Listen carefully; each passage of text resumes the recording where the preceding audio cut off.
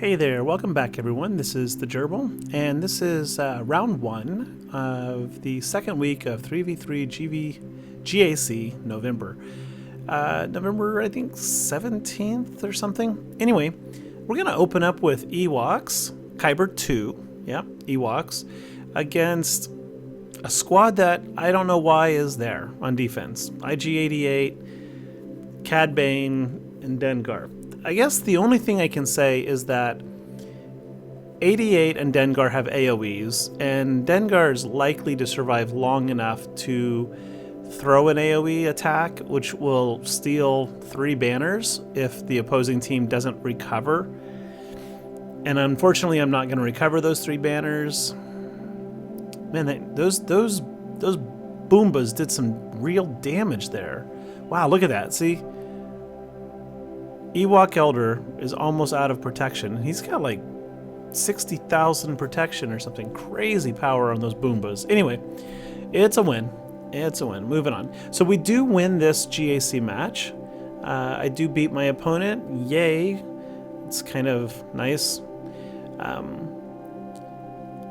Emperor Palpatine, Vader, TIE Fighter Pilot. Why am I using TIE Fighter Pilot? Because my Mara Jade is still like gear 9, gear 10. And because I can, I suppose. I mean, look, they got Cody and Clone Sergeant. Again, why are they there? I can't even begin to fathom. Except that, again, they both have AoEs, which means they snipe off more protection banners. So -2 more.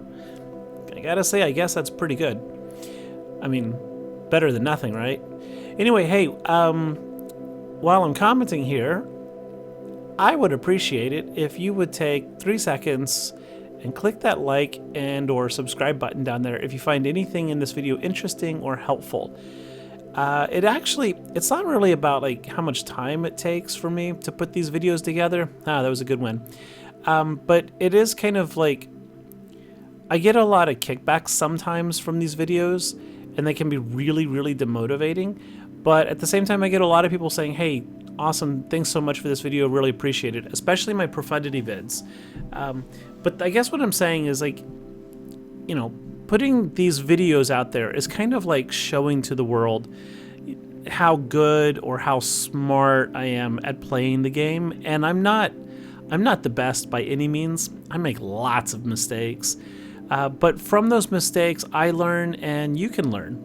So it takes a little bit of courage, I guess, at times to share some of these videos, especially the ones where, you know, I get my butt kicked or I make dumb move after dumb move. So I would appreciate just a couple seconds of your time to go click and, you know, show me that these videos help. Anyway, enough of that. Yay! Malgus with Talon and Sith Marauder. They still go zappy, fall down, deady. So that's kind of nice. This opponent has some really interesting defenses. They all seem to be just based around stealing banners more than actually holding. And I'm not so sure I understand why that is. I guess it's because my opponent has 6 GLs, I still have 3, and they probably thought with all those GLs, they're just going to walk over anything I put down on defense and just maybe even just solo win. And if they're winning all their battles with a solo fight and I'm winning mine with banners being sniped off, then they're going to win by attrition, right? I don't know if that's the right word in this situation. It's not really attrition. They're just going to win by math. Yeah, because I just don't see it. This was kind of fun to actually get a win out of 5th Brother and 8th Brother. I don't use them very much. Very rarely in 3v3 do I actually use them. I think I put them on defense today just to see how they go. I can't recall. But that was kind of fun. I took 9th Sister there. I took her up to Relic 8. And under Grand Inquisitor in a 5v5, she starts at over 600,000 health pool now. Health and protection. I think that's amazing. Or close to 600. I can't remember. I did the math recently, and my aim was 600,000.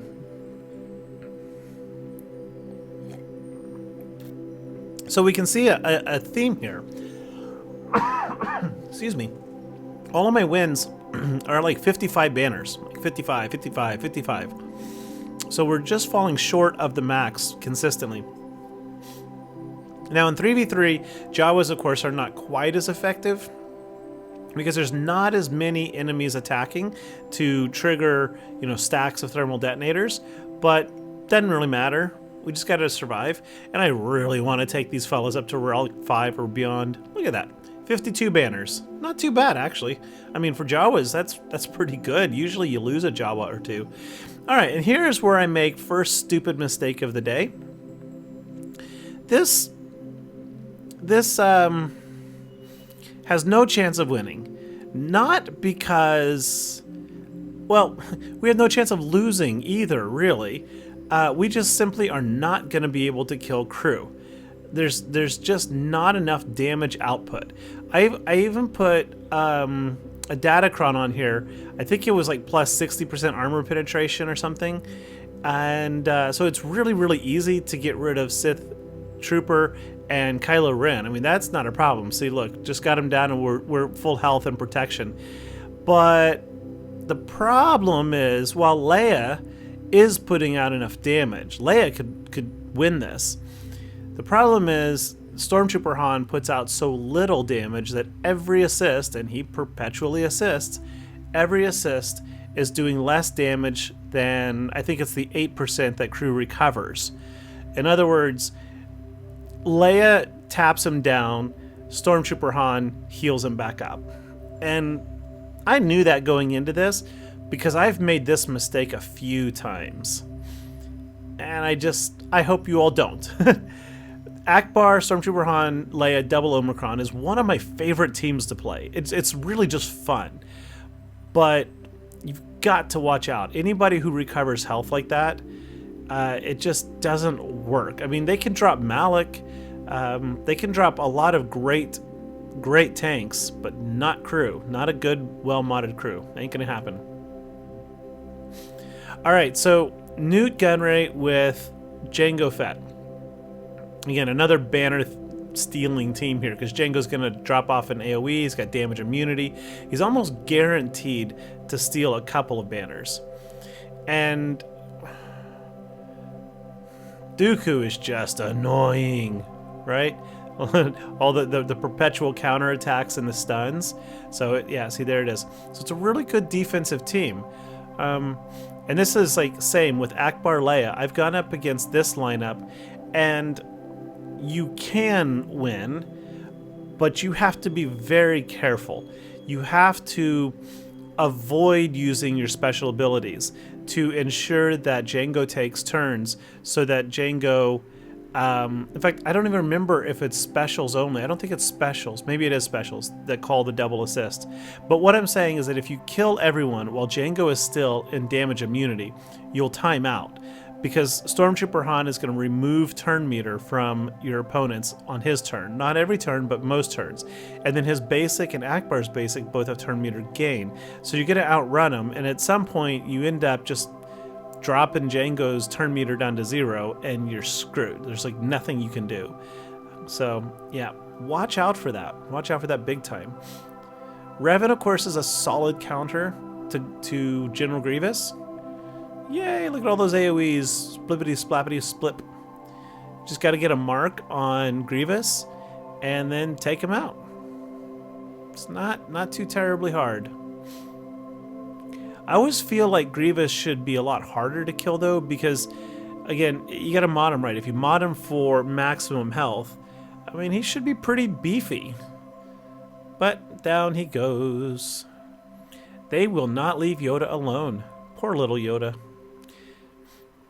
So I don't know if you've followed up with Tales of the Jedi. I haven't. I think it's out. I'm pretty sure I saw it on Disney Plus. I'm really out of touch. Work has been kicking my butt lately. Like, for the last month and a half. It has been so intense, I feel. But I'm pretty sure that there is more new information that they're sharing and building out about Yaddle, where Yaddle was, significance of Yaddle, how poor Yaddle died. Yeah. I kept hoping that Yaddle would be Baby Yoda's mama, and maybe maybe is, actually. Timeline fits, but we'll find out. God, that AoE was beautiful. I love those like 30-second or 10-second battles like that. All right, so moving into other territories. What can we do? All right, so Slicker versus Lord Vadercron.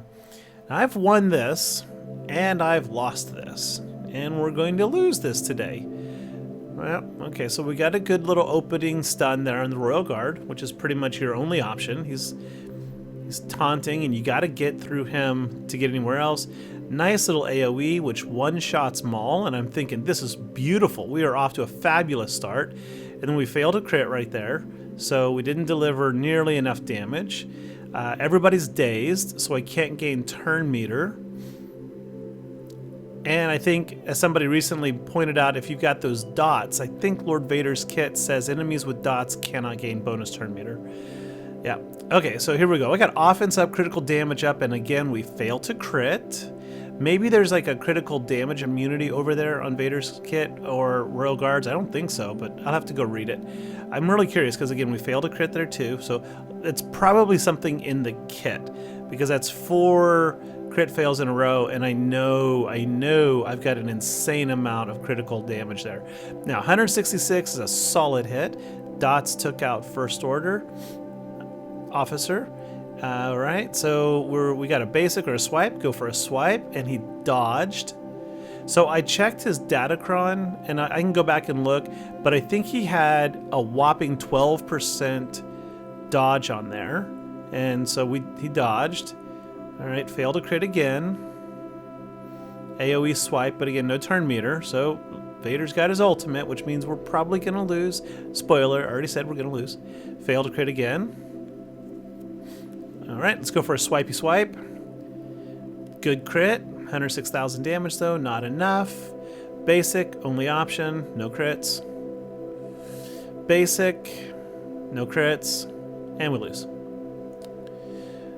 So yeah, I need to go read Vader's kit. Here we go. I'm going to go look it up right now. Here we go. Lord Vader, SWGOH. Okay, so we're gonna mop up Lord Vader here with Luke, Bastila, Jolee. Why? I don't remember if Lord Vader has like prevents revives, and I actually don't really care. The only reason I took in these 2 Jedi is because I want to be able to pass inherited teachings. That's it. I just need to pass inherited teachings back and forth so that we can do as much damage as possible. It's not even about which Jedis at this moment. It's just about inherited teachings. Now, Bastila I did throw in because her first special spreads some good buffs. It also removes the debuffs, and it calls an assist. So, like, even if her inherited teaching is not viable, like it's on cooldown, then she can at least pass in a bunch of buffs to Jedi Master Luke and call him to assist, at which point he can hopefully maybe do his big AoE attack, this one right here, you know, do a little extra damage, maybe land some ability block. Alright, so I'm scanning Lord Vader's kit. Empire allies have plus 35% critical chance, critical damage. Yeah, whenever an enemy critically hits an Empire or Darkside ally, that enemy has minus 30% critical damage, stacking for 3 turns. So that's reducing damage, but not critical. There it is. While below 80% health, enemies cannot be critically hit, or allies cannot be critically hit. Okay, so while Empire and Darkside unaligned Force users are at certain health thresholds, they can't be critically hit. This is really good to know. This is why you read kits, right? And, you know, I hear people all the time saying, just read the kit, read the kit. Well, you know what? There's what? I think 330 or 230 characters now. No, it's more. Sorry, I've got a spreadsheet. It's about 240 characters in the game now. Everyone say they have 3 abilities on average. 3? No, maybe 2.5. That's still over 500 to 600 abilities. You know, memorizing all of them is really impressive, and there are people out there that can do that. I am not one of them. which is why I make boneheaded moves, right? And why most of us do, right? So yeah. So Empire allies, when this is from Lord Vader, while they are above 35% health, during an enemy's attacks, they are immune to max health reduction. Okay, no big deal. Not a lot of worries there. While they're above 50% health, they're immune to damage over time. And then when they are below 80% health, right? So it's an above ability, and then a below. And it's that below 80% health they cannot be critically hit. So it's good to know. It's kind of, you don't want to spread your attacks out. You want to try to line up big hits and knock them down as hard as you can in one shot. Cool. Good to know. We learned something new. All right, so my Malak, I've recently learned at 130 tenacity is just not enough. He's been getting stunned and debuffed like there's no tomorrow. So I've been running him under Kyra lead. I think I'm probably going to switch that to Farm Boy Luke, because I got Farm Boy Luke up to like gear 12. And actually I have every button plus on him. I want to take Farm Boy Luke up to gear 13, Relic 5. Not at all because I think he's worth it, but just sentimental reasons. But also there's been so many hints about Red 5 coming to the game. I mean, CG has made it so obvious, and if it's not Red 5, they've really been trolling extra hard, right? So like in this recent Datacron release, there were 3 red bolded letters in the spoilers, and they were in sequence RED. And then of course there was the October burns red, not October, August burns red, and then there was the Hunt for Red October, right? And then November we got the red in the Datacron. So there's tons and tons of them. And then there were numerical references to the number 5 as well. So they're either trolling really hard. Oh, here we go. Grand Inquisitor. So yeah, I want to take Farm Boy up just because why not? If we do get a Red 5, it's either a new pilot Luke or it's the Luke's X-Wing. And I really am hoping it's Luke's X-Wing. With the introduction of the Scythe, it would make sense to bring in another Rebel ship, especially since we have 2 Rebel capitals.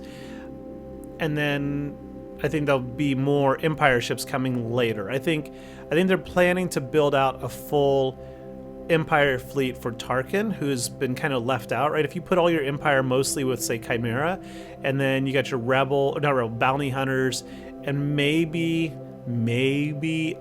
an Empire reinforcement, which I would never use, but some people do, then it leaves Tarkin without a fleet, basically. So the Scythe announcement, I think they said it synergizes like with Gar Saxon and Sith Assassin or whatever, and I'm like, nah, I'm not seeing that, because I think the next capital ship down the road will be a Sith ship, whether it's Nihilus or Talon. I think we're going to get a Sith capital next year, right? The cadence seems to be 1 a year. Executor, now Profundity. Next time I think it'll be Sith. So I am passively farming my Sith ships and Assassin up there, because my Sith Assassin is still like meh. So, this Geo team, right? This didn't work out so well. But yeah, so I think that we're going to get a Red 5. Then I think we're going to get another Empire ship or 2. Because Scythe, along with TIE Fighter, that alone has you start the battle with 4 Empire ships.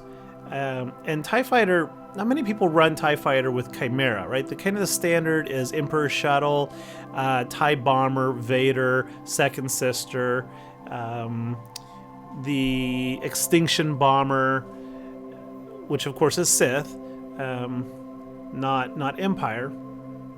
But TIE Fighter is, if TIE Fighter is in there, it's frequently a reserve. Like, I actually prefer to start it because of the turn meter gain that it gives, but Scythe's entire kit revolves around TIE Fighters, giving them foresight and then marking them so that they dodge, and you basically just give your capital ship, if it's Tarkin, an extra turn, right? So Tarkin's going to be hitting his ultimate real fast and probably frequently. Now, it's a pretty weak ultimate. It's 12 attacks with TIE Fighters, but that damage does add up if you're doing it enough, right? So I think we'll have, under Tarkin, maybe, like I said, Gar Saxon's Gauntlet, TIE Fighter by himself, and then maybe TIE Reaper. That's kind of what I think what they were saying the recommendations are, but I'm not seeing a real purpose for the TIE Reaper. I mean, it's almost nobody really uses that ship, right? The basic just inflicts offense down, like, woo, big deal. He does have an ability, though, that says that the enemy capital ship loses 15% turn meter whenever any ship is defeated. Now, because Scythe calls in extra TIE fighters that are going to be marked, they may go pop pretty quickly. We don't know yet. I mean, if they're going to be like at what power level, we haven't seen. So that will slow down the enemy capital ship a bit, but that's not really helpful when your capital is already going to be taking a lot of extra turns because of the marked four-sided TIE fighters. The NTB isn't very useful either. Just remove 10% turn meter from everyone, like blah. And then his other ones, target ally gains defense up, protection up, and 20% additional protection. Wow, that's kind of meaningless in this day and age, especially with fleets like Executor and Profundity. So I just don't see that doing anything. It does have one special ability though. And again, I'm talking about the TIE Reaper here, because almost nobody uses this ship. It says it's got a cooldown of 4. It says deal physical damage, target enemy, and dispel all buffs on them. Okay, so that's not bad. That might be helpful with Scythe because it allows you to get past a tank easier, I suppose. It says if the enemy has no buffs, though, increase their cooldowns and remove half turn meter. So another little turn meter benefit, which is nice, but ultimately I just don't see this ship doing anything with Tarkin. So I think Tarkin will start with Scythe, TIE Fighter, the 2 bonus TIE Fighters, and then one more ship yet to be seen. And I'm hoping we'll get TIE Defender, actually, who would go with Thrawn. And then the TIE Defender was in Rebels. It was in the Thrawn Ascendancy books. It's been in a lot of Thrawn books. So, I mean, it's got a lot of places in lore, so hopefully we'll get it. And then that frees up either Second Sister, who I don't think needs to go with Grand Inquisitor, but maybe Emperor Shuttle to come back over to Tarkin. And that would make sense because Tarkin was the political right hand of the Emperor, right? Vader was his enforcer. Tarkin was his political power, right? Or power master, or whatever you want to call it. So, yeah, I think Tarkin is really underrepresented in this game to begin with. If you read the books, and if you watched Rebels, and you consider how, Tarkin was in command of the Death Star, it was Krennic's project, but Tarkin is the one who yielded the power, right? He was feared. He was brutal. He's the one who blew up Alderaan, right? I think he needs to have more place in this game, and I think Scythe might be doing it for us. Anyway, so here we are, Rebels without Han's Millennium Falcon. We're getting our butt handed to us by Raddus. It's kind of cool to see dual Mon Calamar ships over there battling it out, but we're hanging in, and we've got the Raven's Claw actually doing some work there with the 100% turn meter removal on its special. We just whiffed it when I said that. Like, great example there, but doing some good damage. And we got Wedge out, who never really used him either. Now, if a Red 5 comes to the game, oh man, expect Wedge either to get a kit update, rework, or incredible synergies between Red 5, Biggs, and Wedge. I mean, those three should be on the battlefield together. But then again, CG has a way of saying, let's take characters that really have no business being together and put them together, right? Like Starkiller and Visas Mar, right? She's Galactic or Old Republic, I think, and yet she goes really well with, or Juhani, really, really well right now with Starkiller. It's like that doesn't make any sense. Anyway, folks, I hope you've enjoyed my rambling. I hope there was something in this video that was helpful to you. If so, once again, give me that like and subscribe. It does mean a lot to me. And if you do like them, I'll keep making them. All right, thanks for watching. I will see you all later on the holotables. Bye-bye.